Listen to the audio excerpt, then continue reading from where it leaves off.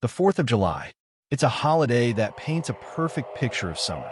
The smell of barbecue smoke hanging in the air, the sound of kids laughing and chasing each other through grassy yards, the shared gasp of a crowd as fireworks paint the night sky in brilliant streaks of red, white, and blue.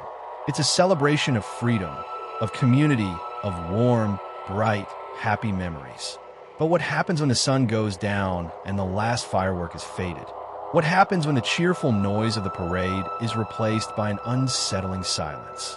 The darkness between those brilliant bursts of light is vast, and sometimes it hides things.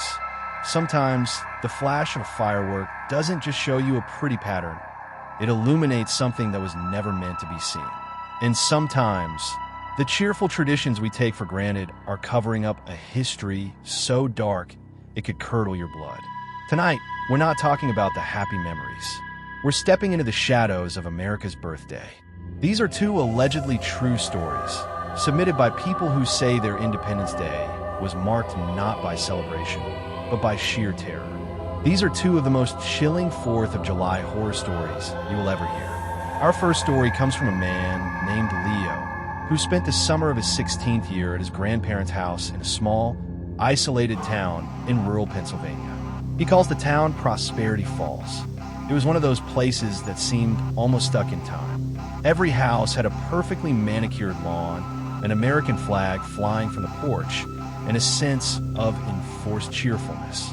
Leo said the town's obsession with the 4th of July was on another level.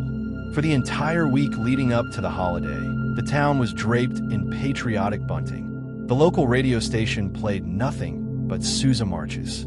It felt less like a celebration and more like a performance. But the strangest part of it all was the town's most cherished tradition, something his grandfather told him about with a strange, distant look in his eye. It wasn't the daytime parade or the community picnic. It was called the Midnight March. The premise was simple. At precisely 11:45 p.m. on July 4th, the entire town would gather in the town square. No electric lights were allowed. The only illumination came from the hundreds of sparklers that were handed out to every single person, from toddlers to the elderly. Then, a figure known only as the Sparkler Man would appear. According to his grandfather, the Sparkler Man was a tradition as old as the town itself. He would be dressed in a tattered, old-fashioned Uncle Sam costume, complete with a tall, striped hat that cast his face in permanent shadow. He never spoke. He would simply light his own sparkler from a single candle in the center of the square, and that was the signal. Everyone would light their own sparklers from their neighbors, and a silent procession would begin, snaking its way through the darkened streets of Prosperity Falls. Leo was initially just curious. It sounded quirky, a little strange, but harmless. On the night of the 4th, his grandmother gave him a bundle of sparklers, and they walked to the square. The atmosphere, he said, was incredibly tense. No one was laughing or talking. They just stood there, waiting in the heavy, humid darkness. Then, he appeared, just as his grandfather had described. A tall, lanky figure in the Uncle Sam costume emerged from the alley beside the old town hall. The costume was dirtier and more unsettling in person. The fabric was frayed, and the colors were faded. And his face, you couldn't see it. It was just a deep, black void under the brim of his hat. He moved with a stiff, unnatural gait as he lit his sparkler. The chain reaction of light was mesmerizing at first. A river of crackling, golden sparks flowed through the town. But Leo started to notice things. The townspeople weren't looking at their sparklers. They were watching the Sparkler Man. Their faces were pale in the flickering light, their eyes wide with a look that wasn't celebratory. It was fear. Pure, unadulterated fear. The Sparkler Man walked at the head of the procession, his movements jerky and wrong. Every so often, he would stop and turn, his shadowy face seeming to scan the crowd. He wasn't looking at the adults. He was looking at the children. He'd pause for a few seconds, his head tilted, before slowly turning and continuing the march. Leo felt a cold dread creeping up his spine. This wasn't a celebration. This was a ritual. He caught his grandfather's eye and gestured with his head, a silent question. His grandfather just gave a tiny, almost imperceptible shake of his head, his face grim, and mouthed the word, "Watch." The march continued for what felt like an eternity. They passed the park, the school, the old cemetery at the edge of town. As they looped back toward the square, the Sparkler Man stopped again. This time, he was standing directly in front of a family with a little girl who couldn't have been more than 5 or 6 years old. She was holding her sparkler, her eyes full of innocent wonder. The Sparkler Man slowly, deliberately lowered his hand. His own sparkler was nearly burnt out. He reached out, his gloved fingers extending toward the little girl's fresh, brightly burning one. The girl's father quickly and silently stepped in front of her, blocking her from view. The Sparkler Man stood there for a heart-stopping moment, his dark face pointed at the father, before he finally straightened up, turned, and continued his stiff march back to the town square. As he reached the center, his sparkler fizzled out into a wisp of smoke. And just like that, he receded back into the alley and was gone. The crowd immediately dispersed, scurrying back to their homes in near total silence. Back at the house, Leo was shaking. He demanded answers from his grandfather. The old man sighed, sat down heavily at the kitchen table, and told him the rest of the story. He said that most years, the march is just a march, a creepy tradition, but nothing more. But every so often, someone is chosen. He told Leo one of those creepy true stories that towns try to bury. About 30 years ago, a boy named Samuel went missing during the midnight march. He was there one moment, holding his sparkler, and gone the next. No one saw anything. No one heard anything. The only thing they found was his burnt-out sparkler on the ground. The town searched, but it was like he had vanished into thin air. The Sparkler Man, his grandfather explained, isn't a man. Not really. He's a tradition. He's a debt. The town of Prosperity Falls believes its prosperity comes at a price that has to be offered up every generation or so. They don't know who wears the costume. It's just someone who knows it's their turn. The march isn't a celebration of independence. It's a selection process. And that night, the little girl had been considered, but her father had interfered.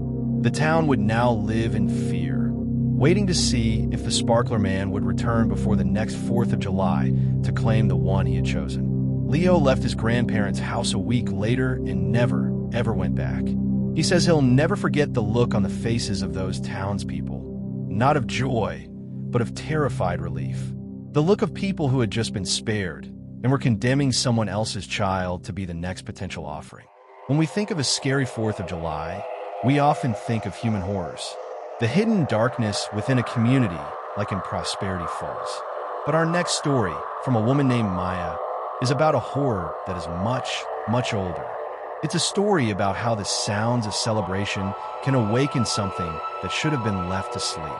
In 2018, Maya and 3 of her college friends decided to rent a cabin for the July 4th weekend.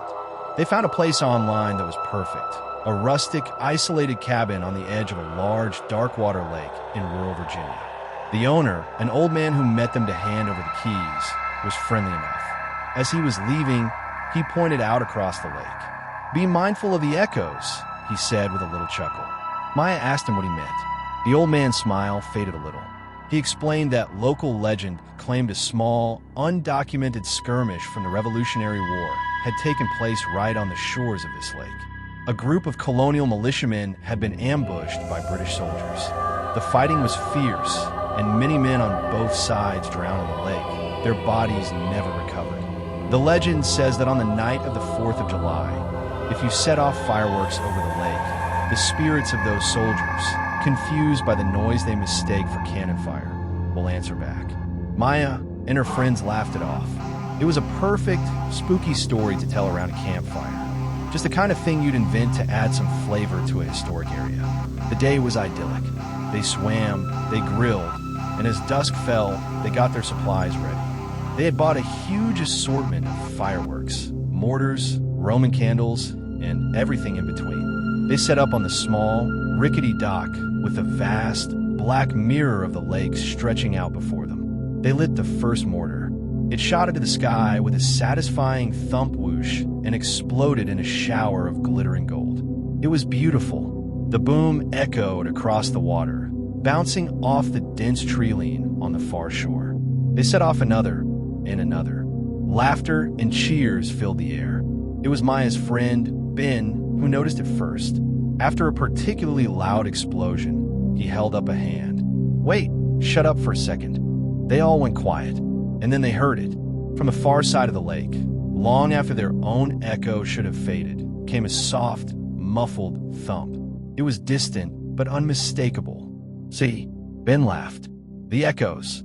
They all chuckled, a little nervously this time, and continued setting off their fireworks. But now they were listening, and it kept happening. Every time they launched a mortar, a few seconds later, a phantom boom would answer back from across the water where there were no houses, no roads, nothing but miles of dark forest. Then, things started to change.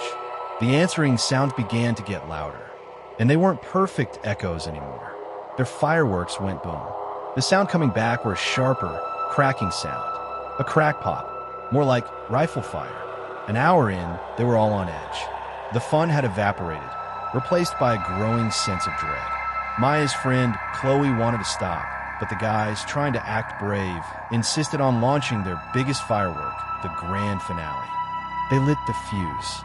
It screamed into the sky and exploded in a massive, multicolored burst that lit up the entire lake like it was daytime.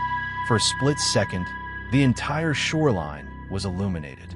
And in that flash of red and green light, Maya saw it. On the opposite shore, standing at the water's edge, were figures. Tall, blurry shapes. They were just there for an instant, but she saw the distinct outline of tricorn hats and the long barrels of muskets. Before she could even scream, a sound erupted from across the lake that was nothing like a firework. It was a deafening, rolling boom, crack, crack, boom, a volley of what sounded exactly like 100 muskets firing at once. It was so loud it shook the dock beneath their feet, and then the power in the cabin went out, plunging them into absolute, total darkness. The only light was the faint glow of the dying embers from their last firework falling into the water. The silence that followed was terrifying. No crickets, no frogs, nothing. Then a new sound, splashing, not the gentle lapping of water against the shore. This was frantic, heavy splashing, and it wasn't coming from the far side of the lake anymore. It sounded like it was getting closer. They scrambled off the dock and ran back into the pitch-black cabin, fumbling to lock the door behind them. They huddled together in the living room, listening. The splashing was louder now, right at the edge of their property. Then they heard a sound that made Maya's blood run cold. A man's voice, right outside the thin wall of the cabin. It was gurgling, as if speaking through a throat full of water, and it whispered a single, clear word. "Traitor." They stayed huddled on that floor until the sun came up, listening to the periodic splashing and the faint, wet whispers outside.